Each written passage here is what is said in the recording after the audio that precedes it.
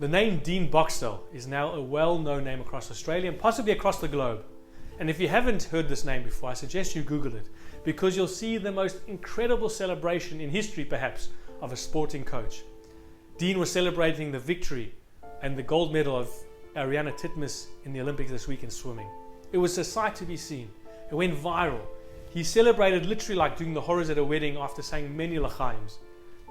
But in fact, it was almost like a celebration of people who often don't get acknowledged.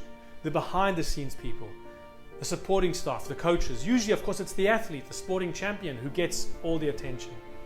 And I think this was almost a recognition of those who are often just behind the scenes. And I love it when sporting people do thank their supporting staff, their coaches, and so on. In our parasha this week, the parasha of Eikev, there's a well-known teaching that Rashi brings to us from the word Eikev. When it comes to doing the mitzvot, Rashi says the word Eikev is a strange word because it usually means a hill. And Rashi said that unfortunately there are times that people step on mitzvot. They step on mitzvot which they don't think are important. They think it's insignificant, there's not much value. I'd rather stick to the big ones, the big ticket items.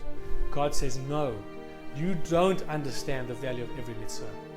Something might seem insignificant to you. Something might seem just like a behind the scenes mitzvah. But really there's deep, beautiful value in it. There's so much importance and significance. You don't know that by doing that mitzvah you could cause incredible things to happen in this world. How much more so when it comes to people as well. So often people who are behind the scenes, who don't make the headlines, who don't make the news articles, we think, oh, I don't need to acknowledge them, I don't need to thank them, I don't need to give any significance to them. On the contrary, God says, you don't know the value. Don't step on anyone. Don't step on any mitzvah. Because each of us have value. Each of us have great worth. Each of us have significance.